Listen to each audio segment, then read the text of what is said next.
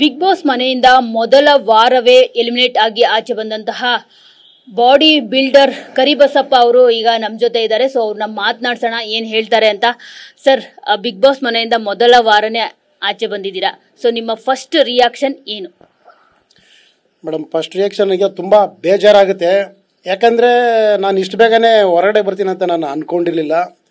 ಯಾಕಂದರೆ ನಾನು ಯೋಚನೆ ಕೂಡ ಮಾಡಿರಲಿಲ್ಲ. ನಾನು ಈಗ ಅಲ್ಲಿ ಬಿಗ್ ಬಾಸ್ಗಂತ ಬಂದು ಭಾಗವಹಿಸೋದಕ್ಕಂತ ಬಂದಿದ್ದು ನಾನು ಒಬ್ಬನೇ ಹೋರಾಟ ಮಾಡೋದಕ್ಕೆ. ಅಂದರೆ ನಾನು ಅಲ್ಲಿ ಒಬ್ಬನೇ ಒಂಟಿಯಾಗಿ ನಾನು ಆಟ ಆಡೋದಕ್ಕೆ ಅಂತಂದು ಬಂದಿದ್ದು. ನನ್ನ ವ್ಯಕ್ತಿತ್ವ, ನನ್ನ ನಡವಳಿಕೆ, ನನ್ನ ಆಟನ ನಾನು ಆಡೋದಕ್ಕಂತ ಬಂದಿದ್ದು.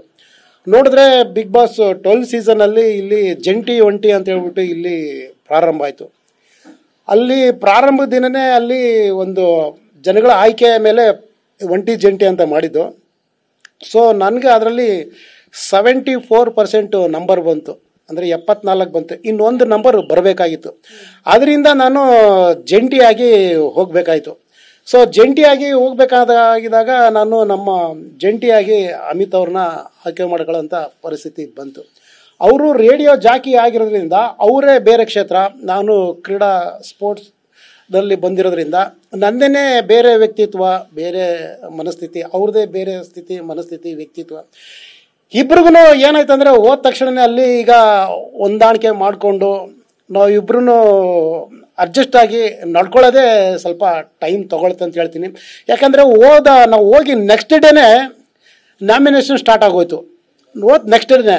ಯಾಕಂದರೆ ನಾವಿಬ್ಬರು ಒಂದು ಜಾಯಿಂಟಿನ ಇಬ್ಬರು ಹೊಂದಾಡ್ಕೊಂಡು ಒಬ್ಬ ಜೊತೆಗೆ ಆಗಬೇಕಾಗಿತ್ತು. ಇಬ್ರು ಹೇಗೆ ಮಾಡೋಣ ಏನು ಅಂತಂದು ಅಷ್ಟರಲ್ಲೇ ನಮ್ಮ ಬಗ್ಗೆ ನಾಮಿನೇಷನ್ ಅಲ್ಲಿರೋ ಎಲ್ಲರೂ ನಾಮಿನೇಷನ್ ಮಾಡಿದ್ರು.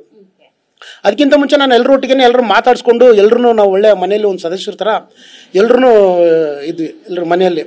ಸೊ ಏನಾಯ್ತು ಅಂದರೆ ಇವರಿಬ್ಬರು ಯಾರೊಟ್ಟಿಗೂ ಸೇರ್ತಾ ಇಲ್ಲ ಅಂತ ಹೇಳ್ಬಿಟ್ಟು ನಮ್ಮನ್ನು ಅಲ್ಲಿ ನಾಮಿನೇಷನ್ ಮಾಡಿಬಿಟ್ರು. ಹೋದ ತಕ್ಷಣವೇ ನನಗೆ ಒಂಥರ ಬೇಜಾರಾಗೋಯ್ತು. ಏನಪ್ಪ, ನಾನು ಇಲ್ಲಿ ಆಟ ಆಡೋಕ್ಕಂತ ಬಂದಿರೋದು, ಬಂದಿದ ತಕ್ಷಣ ನಮ್ಮನ್ನು ನಾಮಿನೇಷನ್ನು ಮಾಡಿಬಿಟ್ರು. ಒಂದೇ ದಿನಕ್ಕೆ ಅಲ್ಲಿರ್ತಕ್ಕಂಥವ್ರು ಎಲ್ಲರೂ ನಮ್ಮನ್ನು ನಾಮಿನೇಷನ್ ಮಾಡಿಬಿಟ್ರು. ಇದು ಹೆಂಗಿರ್ತದಂದರೆ ಮದುವೆಯಾಗಿ ನೆಕ್ಸ್ಟ್ ಡೇಗೇ ಗಂಡ ಹೆಂಡತಿ ಇಬ್ಬರು ಸರಿಯಿಲ್ಲ ಅಂತ ಮನೆಯಿಂದ ಹೊರಗಡೆಗೆ ಆಚೆಗೆ ಹಾಕ್ದಂಗೆ ಆಯ್ತು ನಮ್ಮ ಪರಿಸ್ಥಿತಿ. ರಾತ್ರಿ ತಾಳಿ ಕಟ್ಕೊಂಡು ಕರ್ಕೊಂಡು ಹೋಗಿದ್ದೀನಿ. ಅಂದರೆ ಇವ್ರನ್ನ ಜಂಟಿ ಬೇಕಂತ ಕರ್ಕೊಂಡು ಹೋಗಿದ್ದೀನಿ.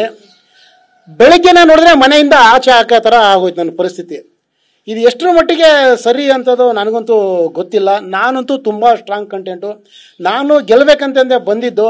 ಹೋದ ತಕ್ಷಣ ಅಲ್ಲಿ ಇರೋರೆಲ್ಲರೂ ಇವರು ಯಾರೊಟ್ಟಿಗೆ ಸೇರ್ತಾ ಇಲ್ಲ, ಮಾತಾಡ್ತಾ ಇಲ್ಲ ಅಂತ ಹೇಳಿದ್ರೆ ಎಲ್ಲರೂ ನೋಡ್ತಾ ಇದ್ದೀವಿ, ಮಾತಾಡ್ತಾ ಇದ್ದೀವಿ. ಅವ್ರಿಗೆ ಮಾತಾಡೋದಕ್ಕೆ ಇಷ್ಟ ಇಲ್ದಿದ್ರು ಕೂಡ ನಾವು ಮಾತಾಡ್ತಾ ಇದ್ದೀನಿ.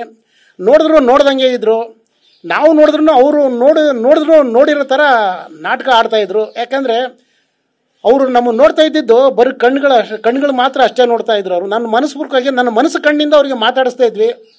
ಓಪನ್ ಅಪ್ ಆಗಿ ನಾವು ಮಾತಾಡ್ತಾ ಇದ್ರು ಕೂಡ ಎಲ್ಲರೂ ಅವರವರನ್ನೇ ಎಲ್ಲರೂ ಸೇರಿಕೊಂಡು ನಮ್ಮನ್ನು ಇದು ಮಾಡಿದ್ರು. ಕಾರಣ ಏನಂದರೆ ನಾನೊಬ್ಬ ಸ್ಪೋರ್ಟ್ಸ್ ಮ್ಯಾನು, ನಮ್ಮ ಅಮಿತ್ ಅವರು ರೇಡಿಯೋ ಜಾಕಿ.